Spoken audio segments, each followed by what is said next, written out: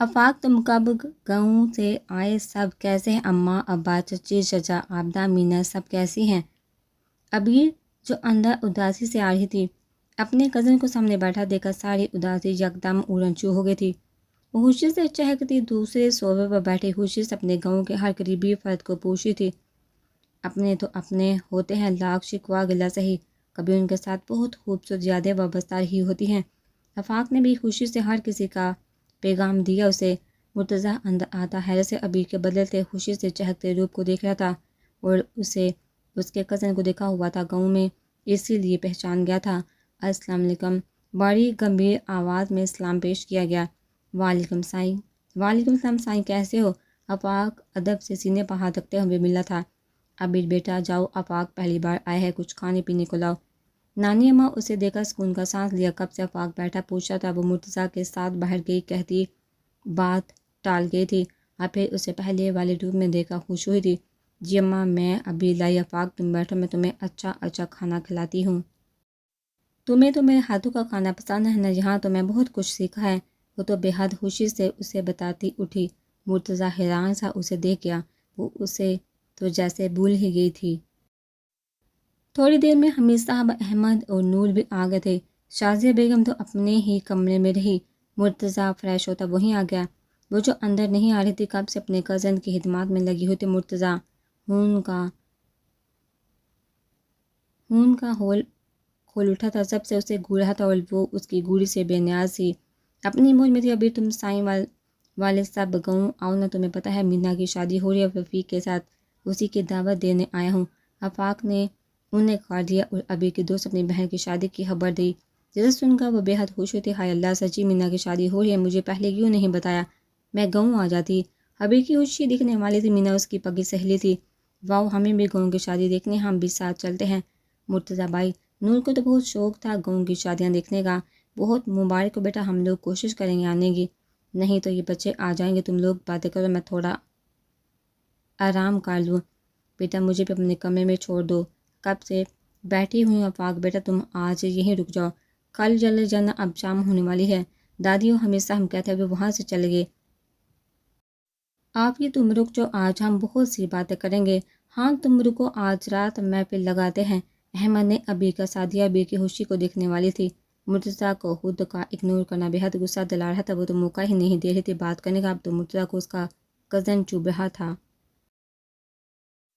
آفاق بھائی، آپ کی شادی ہو گئی ہے؟ نور نے سوال کیا۔ سب رات کے کھانے کے بعد ساتھ بیٹھے ہوئے بڑے تو سونے چلے گئے تھے اور مرتضیٰ کا دل نہیں تھا یہاں بیٹھنے کا۔ کمرے کی تنہائی اسے بہتر تھا، اس سے دشمن تھا جان کا دیدار کرنا جو ضبط کا امتحان لے رہی تھی۔ اس کا کب سے کھانے کے دوران بھی بار بار اپنے کزن کا خیال اور اسے تو جیسے فراموش کی ہوئی تھی۔ دل نے شدت سے خواہش جگی پکڑ کا ہاتھ اس کا لے جائے کمرے میں، بے خوب حساب کتاب لی اپنا۔ اور اس کی تو میری ساتھ بات طے تھی، یہ تو میری اب ہو گئی، تم بھی کر لو۔ آفاق تمہیں یاد ہے شاید چچا اس کی بیٹی سونم بڑی سونی ہے، کہو تو بات چلاؤں۔ اف، ابھی تمہاری یہ تیز رفتار سے چلتی زبان کہیں بھی شرمندہ کروا دیتی ہے خود کو نہیں دوسروں کو۔ کاش ابھی دیکھ لیتی کسی کی ہونہار لفظوں کو تو شاید ہی خود کو بولنے سے روکتی۔ احمد اور نور کے کہکے نے محفل میں مزید اضافہ کیا۔ مرتضیٰ کی غیرت گوارا نہیں کر رہی تھی مزید وہاں بیٹھنا، لیکن جیسے اور ثبوت چاہیے تھے اس مجرم کو سزا دینے کے لیے۔ آفاق بیچارہ تھوڑا سا شرمندہ تھا، کیسے اس کا ساتھ نہیں دے پایا تھا اس وقت۔ ماں بہن کے کہنے پر وہ عبیر کا ہاتھ تھام نہیں پایا تھا، یہ تم گاؤں آ کر میرا رشتہ کروانا۔ اماں ابا سے بات کروں گی تو وہ شاید مان جائے۔ آفاق نوجوان حسن کا اچھا لڑکا تھا، سیدھا سادہ سا، اپنے رشتے کی بات پر شرما سا گیا تھا۔ کیسے نہیں مانیں گے، میرے معاملے میں تو بڑے نہرے کر رہے تھے، وہاں ایسا کچھ نہیں چلے گا، سمجھا کر بھیجنا۔ مجھے تو سادہ سی انگوٹھی ایک جوڑا دے کر چپ کروایا تھا، میرے معاملے میں تو تم بھی چپ رہے تھے، وہاں اگر چپ رہے تو بیٹھے رہنا ساری زندگی کا مارے بتا رہی ہوں تمہیں۔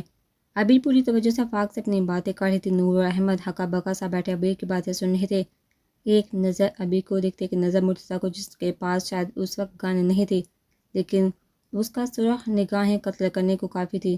لیکن ابھی تو آفاق سے شروع ہی سے ہی فری تھی، کزن تھے ساتھ ایک ہی گھر میں پلے بڑے، یہاں وہ اپنی ہی بحث میں مصروف تھی۔ اگر ایک نگاہ اس کی اور اٹھی ہوتی تو شاید زبان پر بریک لگتا۔ تم صبح گاؤں جاؤ گے نا تو مجھے بھی ساتھ لے جانا، مجھے منو کی شادی سے پہلے چلنا ہے، باقی سب بعد میں جائیں گے۔ سائیں کی بھی نوکری ہے جہاں وہ بھی شادی والے دن جائیں گے۔ ماموں سائیں والوں کے ساتھ احمد اور نور کا تو گلا خشک ہو رہا تھا۔ مرتضیٰ کے پھٹنے کا انتظار جو تھا، اور وہ ضبط سے مٹھیاں بھیجا ہوئے کاہری غزیلی نگاہ اس پر ڈالتا تیزی سے اٹھ کر اندر چلا گیا۔ مرتضیٰ سائیں کو کیا ہوا؟ وہ چلے گئے؟ آفاق حیرت سے پوچھا۔ مرتضیٰ کا یوں اچانک جانا، بھائی تھک گئے ہوں گے، کب سے ہمارے ساتھ بیٹھے ہوئے ہیں، ان کی جاب تھکا دینے والی جو ہے۔ ابھی جو بھائی سے پوچھو، کچھ چاہیے تو نہیں انہیں؟ احمد بات سنبھالتا ہوا بولا، پھر اس بیچاری کو شیر کی جیل میں بھیجنے کو کہہ رہا تھا۔ سائن جی آپ کو کچھ چاہیے تو نہیں؟ وہ چھوٹے ادا کو لگا، آپ اندر آ گئے ہیں تو کچھ چاہیے ہوگا تو پوچھ لوں۔ جلدی بتائیے، مجھے آفاق کو چائے دینی ہے، پھر اسے بتانا ہے وہ کہاں سوئے گا۔ ابھی اندر آتی تیزی سے اپنی بات کہہ دی، بغیر اس کے خراب موڈ کو جانے وہ تو بس گوٹا ہوا رہ گیا۔ پہلے اس کی باتوں نے دماغ خراب کیا ہوا تھا، اوپر سے وہ کزن زہر لگ رہا تھا۔ اس وقت اسے کیا سوچا تھا رات کو سکون سے بیٹھ کر باتیں کریں گے، اسے پیار سے منایا گیا، اور اب اس نے مزید موڈ کی وارڈ لگا دی۔ وہ تو روم میں آیا غصہ ضبط کرنے لگا تھا، سگریٹ نکال کر پینے کا سوچا تھا کہ وہ پھر ٹپک پڑی تو جاؤ نا، کسی نے روکا ہے؟ پوری رات اس کی خدمت کرتی تھی، جیسے صبح سے اس کے آگے پیچھے پھر ہی ہو۔ ابھی میری کیا ضرورت تمہیں؟ میری تو فکر ہے ہی نہیں تمہیں، کب سے میرے معاملے میں انجان پھر رہی تھی، ابھی وہی کرو جا کے۔ وہ جو کب سے غصے میں بڑا ہوا تھا، بیٹھ کے بولتے ہی بولنے کی دیر تھی، پھٹ گیا اچانک سے۔ ابھی حیرت سے اس کے بگڑے ہوئے موڈ کو دیکھ رہی تھی، اس کے کزن سے جل رہا تھا، یہ اندازہ لگانا تھوڑا مشکل تھا اس کے لیے۔ اس وقت چلی جاؤ، اس وقت چلی جاؤ، ابھی میرا دماغ پہلے ہی بہت گما ہوا ہے۔ مرتضیٰ غصے میں گھٹے ہوئے بولا، نہیں سائیں، آپ کا دماغ مجھے دیکھ کر خراب ہو جاتا ہے، جا رہی ہوں، نہ میں دیکھوں گی اور نہ ہی آپ کا دماغ گھومے گا۔ ابھی کو پہلے ہی اس پر غصہ تھا، آج تو حساب ہی برابر کر دیا، اب تو پکا سوچ لیا تھا گون جا کے ہی رہے گی۔ تمہاری تو کس کی اجازت ہے؟ جا رہی ہوں اپنے اس آفاق صاحب کے ساتھ، میں نے کہا تھا نا۔ ابھی مجھ سے پوچھے بغیر کہیں نہیں جانا، اور تم نیچے کیا کہہ رہی تھی، بولو۔ اس کی باتوں نے مرتضیٰ کو مزید غصہ دلا دیا، وہ غصے میں آگے بڑھتا، اس کے دونوں بازو پر مضبوط گرفت کرتا اسے خود کے بے حد قریب کیا۔ اچانک حملے پر وہ ڈر سے آنکھیں بند کرتی دھیرے سے کھولتے اسے خود کے قریب پا کر سانس رو گئی۔ اس کی قربت ہمیشہ کی طرح جان لیوا تھی، پھر اتنے دنوں کی دوری پر آج ایک دوسرے کے قریب ہونا سانس لینے میں بھی مشکل ہوا تھا۔ میں یہاں سے چلے جاؤں گی، آپ دوسری شادی کر لیں اس ثانیہ سے، آپ کی ماں بھی خوش ہو جائیں گی، اور آپ بھی، ہمت کرتی بڑے ہوئے لہجے میں بولی تھی۔ آنکھیں پھر نم ہوئی، اس ظالم ہم سفر کی قربت جان لیوا ثابت ہوتی تھی، دھڑکنوں میں شور سا اٹھا تھا۔ اور میں کیا؟ ہاں، بہت آسان لگتا ہے تمہیں یہ سب، تمہیں دیکھا پتہ ہے کیوں دماغ خراب ہوتا ہے، تمہاری یہی باتیں میرے موڈ کو واٹ لگا دیتی ہیں، تمہیں سمجھ نہیں آتے، میرے احساسات سمجھ نہیں آتے، یہاں جان بوجھ کر ناٹک کرتی ہو، بولو۔ مرتضیٰ غصے میں گھوٹے ہوئے اس کے نم نگاہوں میں دیکھا۔ سائن چھوڑے، مجھے آپ کو سمجھ نہیں آتی، کبھی خود کے قریب کرتے ہیں کبھی دور، آپ پہلے خود سے فیصلہ کر لیں، آپ چاہتے کیا ہیں مجھ سے، لیکن میں نے اب جہاں نہیں رہنا، آپ کو مجھ پر اعتبار نہیں سائن، میں نہیں ڈرتی اب۔ کچھ تو ہمت دکھانی تھی، وہ اپنے دل کی بات کہہ گئی، خود کو اس سے چھڑوا کر تھوڑی دور ہوئی، دل زوروں سے دھڑک رہا تھا، نہ جانے کیا کرے گا۔ کہہ تو دیا ڈرتی نہیں، پر اصل میں جان جاتی تھی اس کے غصے والے روپ سے۔ اچھا تو اب تم نہیں ڈرتی مجھ سے؟ مرتضیٰ جیسے بات سمجھتے ہوئے سر ہلایا، تو اب میں تمہیں جیل میں ڈال سکتا ہوں، تم سے وہیں پر اپنے بدلے لوں گا، جہاں تو آج اپنے کزن کو دیکھ کر شیرنی بن گئی ہو، وہ کمینہ میرے ایک تھپڑ کا نہیں، اسے سالے کی ہڈی پسلی کر دوں گی، جس کے آدھے آدھے تمہاری زبان چل رہی ہے، اور جہاں میں صبح سے تم سے بات کرنے کو خوار ہو رہا ہوں، تم۔ مرتضیٰ کا غصہ آسمان کو چھو رہا تھا، اس نے گھوٹتے ہوئے دھمکی دی۔ ابھی حیرت سے دیکھ گئی، سائیں آپ مجھے جیل میں ڈالیں گے؟ وہ صدمے کی کیفیت میں بولی تھی، میں ماموں سائیں کو بتاتی ہوں، ابھی جا کے تم مجھے جیل میں ڈالنے والے ہو، میرے معصوم چچا زاد کو مارنے کا سوچ رہے ہو، اسے گالیاں دی۔ ہم گاؤں والوں کو کمزور نہ سمجھو سائیں، ہمیں بھی بدلہ لینا آتا ہے، صبر۔ ابھی کو تو اپنے کزن کے لیے دھمکی سے ان کا ہی غصہ آ گیا تھا، وہ سارے لحاظ بھول بیٹھی، خود بھی میدان میں کھڑی ہوگی، جنگ کرنے کو منہ پر ہاتھ پھیرتی دھمکی دی، اس کا یہ انداز بہت کیوٹ تھا، پر اس وقت مرتضیٰ اس موڈ میں نہیں تھا جو پیاری لگے۔ مرتضیٰ حیرانگی سے اس کے نئے روپ کو دیکھا، آج تو کسی اپنے کو دیکھ کر اس کے پر نکل آئے تھے، تو مارچ میں ہاتھوں نہیں بچو گی۔ مرتضیٰ تیزی سے آگے بڑھا تھا، وہ اتنی ہی تیزی سے چلاتی ہوئی بھاگی، پر آج شاید ہی اس کے ہاتھوں بچے گی۔ یا اللہ بچاؤ، اماں اماں، رک جاؤ ابھی، نہیں تو چھوڑوں گا نہیں تمہیں۔ پیچھے دھمکی دیتے ہوئے تیزی سے آ رہا تھا۔ آج اس کا موڈ ہی نہیں تھا اسے بخشنے کا، اور وہ جو بڑی ہمت دکھاتی نہ ڈرنے کا دعویٰ کر گئی تھی، اب جان لبو کو آ گئی تھی۔ اس کے ہر ہراس آج تک پیش آنے والے خطرناک روپ کو یاد کرتے جان نکل رہی تھی۔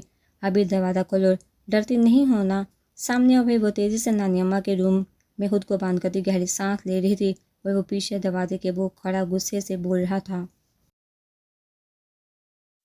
ہائے اللہ خیر، اب کیا کر دیا لڑکی؟ نانی اماں دل پر ہاتھ رکھتے ہوئے اسے گورا مرتضیٰ کی آواز آ رہی تھی۔ وہ دروازے سے چپک کے کھڑی، دل پر ہاتھ رکھے ہوئے تھی۔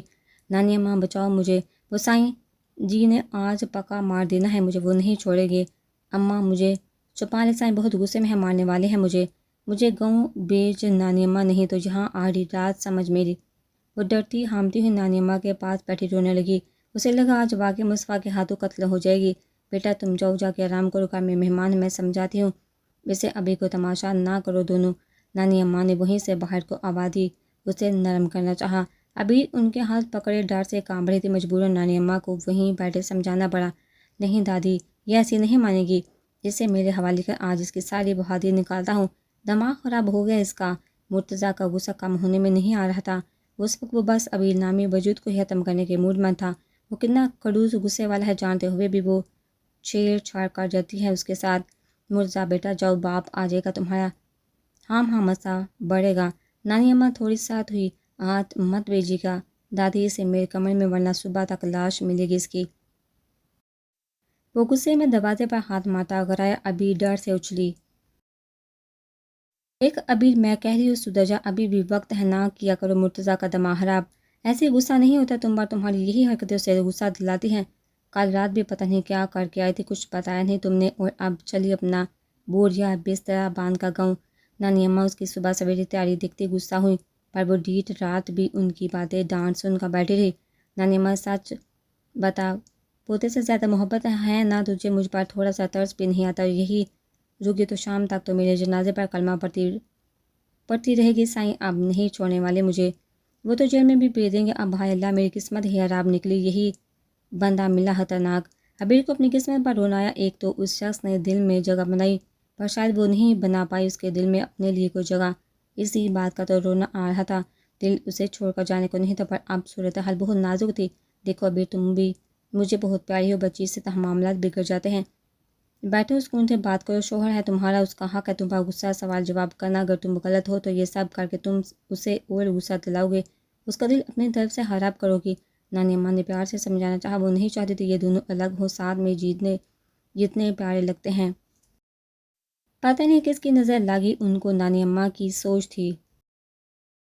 نہیں روکو نانی اماں، ویسے حالات نہیں ہیں، ان آنکھوں سے دیکھ چکے جہاں کوئی پسند نہیں کرتا، یہ تو ایک مجبوری کا رشتہ تھا۔ سائیں جی بہت اچھے ہیں، بہت سوہنے ہیں، انہیں یہاں پڑھی لکھی اچھی لڑکی ملنی چاہیے، نہ کہ میں۔